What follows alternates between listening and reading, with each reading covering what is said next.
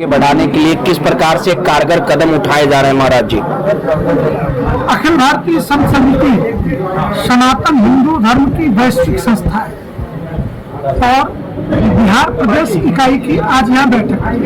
हम रूटीन में बैठक हर तीसरे महीने करते ही हैं। इसके पहले वाली बैठक धर्मदास जी महाराज जी के यहाँ हुई, आज यहाँ बैठक हुई। और चूंकि आज की बैठक बिहार में आगामी विधानसभा चुनाव के लिए ये लोकतंत्र की जननी की भूमि है। आदि लोकतंत्र तो वैशाली से ही प्रारंभ हुआ, तो सारी चीजें तो लोकतांत्रिक पद्धतियों में रहती हैं। तो स्वाभाविक है कि मीडिया के देखने का नजरिया जो वो एक राजनीतिक नजरिया हो सकता है कि संत जुटे हैं।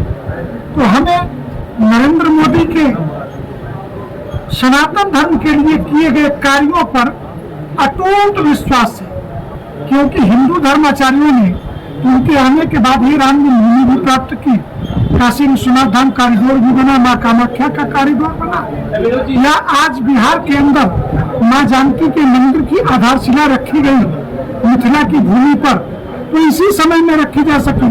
तो धार्मिक व्यक्ति बाकी चीजों को नहीं देखता है, धार्मिक व्यक्ति यही देखता है कि धर्म का विकास, और धर्म व्यक्ति का विषय होता है कि धर्म अगर विकसित न हो और धर्म बाईपास हो जाता है तो फिर तो बड़े बूढ़े अनाथालयों में पलते हैं।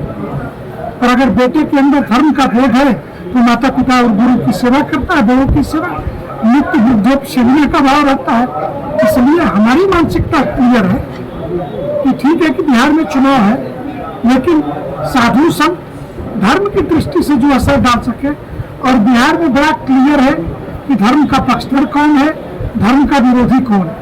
धर्म जब मैं कहता हूं तो संप्रदाय की बात नहीं करता, क्योंकि बिहार राष्ट्रीय एकता और अखंडता के धुरी से जुड़ा वो प्रश्न है जिसके बारे में सर्जिल इमाम ने कहा था कि किशनगंज कटिहार पूर्णिया के इलाके में ये जो चिकन नेक है, अगर 5 लाख मुसलमान इसको रास्ते को बंद कर दे तो असम जाने का कोई रास्ता नहीं बचेगा और पूरा हिंदुस्तान से कट जाएगा। इसलिए बिहार हमारे लिए बहुत महत्वपूर्ण है सनातन धर्म की दृष्टि से। क्यों ये दावा ये अन्य धर्मावलंबियों को लेकर क्यों कर रहा है? इसलिए कि वहाँ हिंदू अल्पसंख्यक हो गया उस बेल्ट में, उत्तर बिहार में। वो चीजें ठीक हो और राष्ट्रीय एकता और अखंडता के लिए कोई खतरा न हो, इसके लिए बिहार ने सदैव बलिदान दिया है और उच्च स्तरीय बलिदान दिया है। बाबा आप बिहार आए हैं, यहाँ पे मठ का काफी बुरा हाल है, कई जगह जमीन कैप्चर हो रहा है, कई दुकान कैप्चर हो रहा है। ये बहुत लंबे समय से भूमाफियाओं की नजर थी। मेरे कहने पे जब यहाँ पर क्या कर रहे हो यार,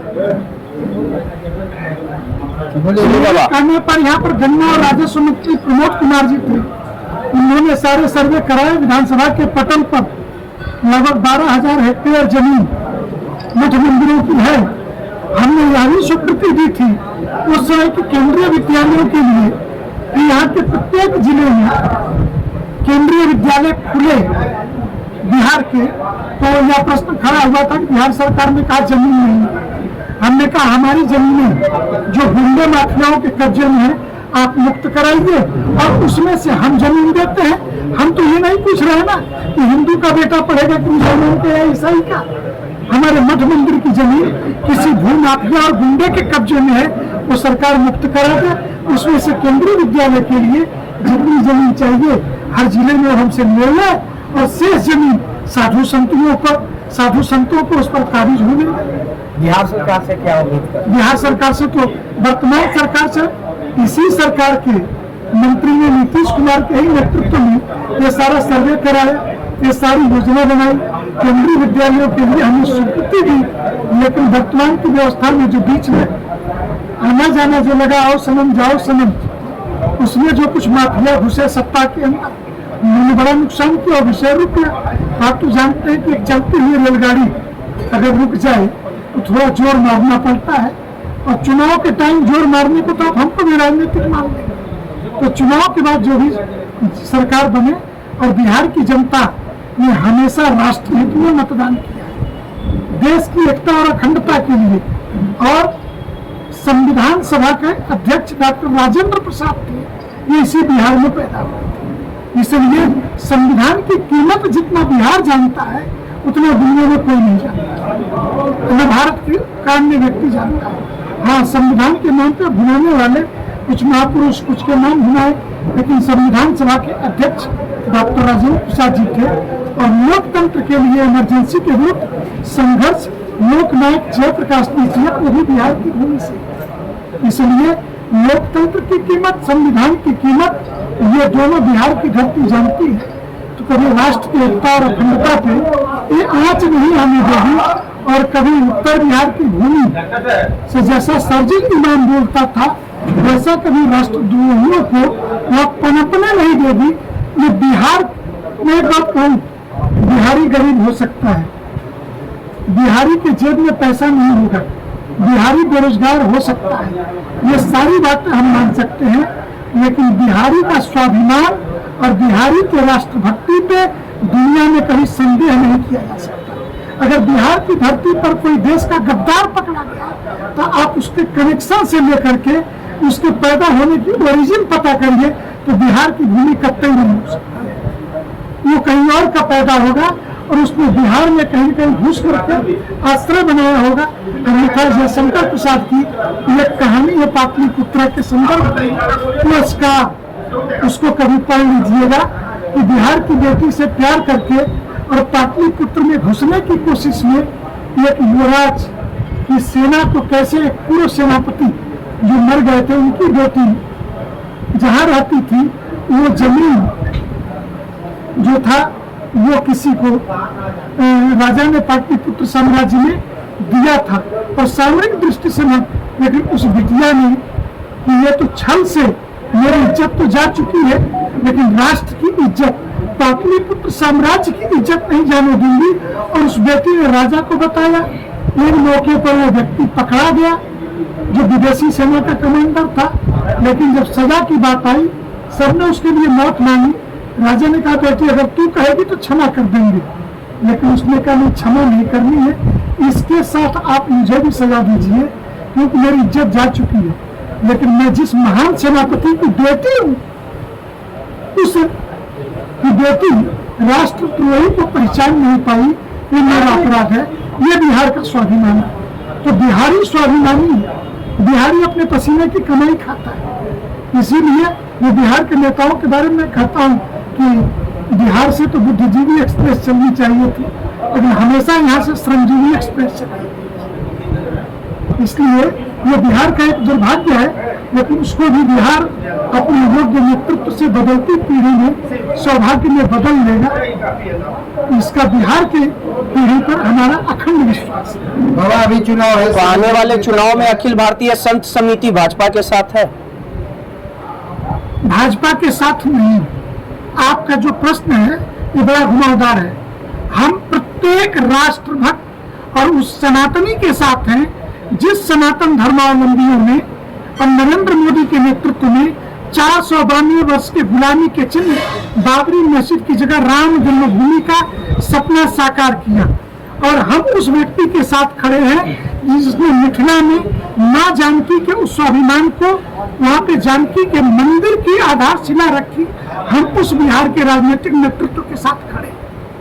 ये भाजपा है कि जदयू है या उस गठबंधन में कौन है, इससे हमारा कोई लेना देना नहीं है। हमारा लेना देना है बिहार का स्वाभिमान, राष्ट्र का स्वाभिमान, सनातन का स्वाभिमान। जो सनातन के रखवाल है। कैसे होगा मठ मंदिर होगा? जमीन चिन्हित हो गई ना, आज नहीं तो कल बुलडोजर चलेगा। पहले तो महत्वपूर्ण यह था कि जमीन कौन सी है, जिसने कब्जा किया वही तो कागज में कह रहा। आपको ऐसा लगता है योगी मॉडल यहाँ भी आने की जरूरत है, जिस प्रकार से योगी काम कर रहे हैं उत्तर प्रदेश में? मुझे ऐसा लगता है यह मॉडल अब देश का चर्चित मॉडल बन चुका है। बिहार की और बात बिहार के बारे में तो मेरा मानना है कि इजराइल मॉडल ज्यादा बेहतर है कि गाजा की पुरानी फोटो उठाइए और वर्तमान की फोटो उठाइए, हमास के आतंकवादियों को कैसे ठोका गया। इसलिए यहाँ पे योगी मॉडल की अपेक्षा यहाँ पे इजराइल मॉडल ज्यादा जरूरी है। अखिल भारतीय संत समिति की ओर से आज बैठक थी उत्तम दास में, क्या कुछ चर्चाएं हुई और किस प्रकार से सनातन धर्म को आगे बढ़ाने भारतीय संघ समिति का बैठक हर साल होती है। थोड़ा सा मोबाइल जिसमें आज ये बैठक में हुई कि ट्रस्ट बोर्ड ने सभी मठ मंदिरों को बुला के रखा है। दूसरी चीज क्या है कि वहाँ 6-7 गो दलाल बाहर बैठे रहते हैं, सब साधु के लोगों को ठगते हैं और वहाँ घूस का चल रहा है। जो ज़्यादा पैसा दिया उसको पैसा छीन लेता है। धार्मिक न्यास बोल रही है। तो अभी तुरंत एक महात्मा कहे कि 10,000 दिए तो भांति का गुजरा। मेरा 2 आदमी लड़ रहे थे, एक आदमी ने पैसा दिया उसको भांति मिल गई। तो ये जो वहाँ चल रहा है बहुत बड़ा खराब चल रहा है। दूसरा गवर्नमेंट के ये सभी स्टेट में प्राइवेट हो चुका है, यानी सब साधु संस्था हो चुका है। और यहाँ गवर्नमेंट हमने कभी रखा है और तो खाली शोषण होता है जगह जगह। समिति बहाल करते हैं, समिति में क्या करता है कि महान पूजा उसे रह जाते हैं और जो समिति में सदस्य बाहर देते हैं मलाई उठाते हैं। मंदिर के विकास पर कुछ भी ध्यान नहीं समिति देती है। यहाँ भी 12 साल किशोर कुणाल जी रखे, कुछ यहाँ का विकास नहीं हुआ। जब हम यहाँ आए तो सिर्फ 2 चौकी था, 2 बल्ब था। मोबाइल की रोशनी पर यहाँ लिखा पड़ी हुआ और मैं उसमें से जब से यहाँ आया हूँ यहाँ मंदिर का विकास किया हूँ। पूरे मंदिर में लाइट वगैरह हर चीज की व्यवस्था कर दिया हूँ। 1 फ्लोर बना भी दिया है।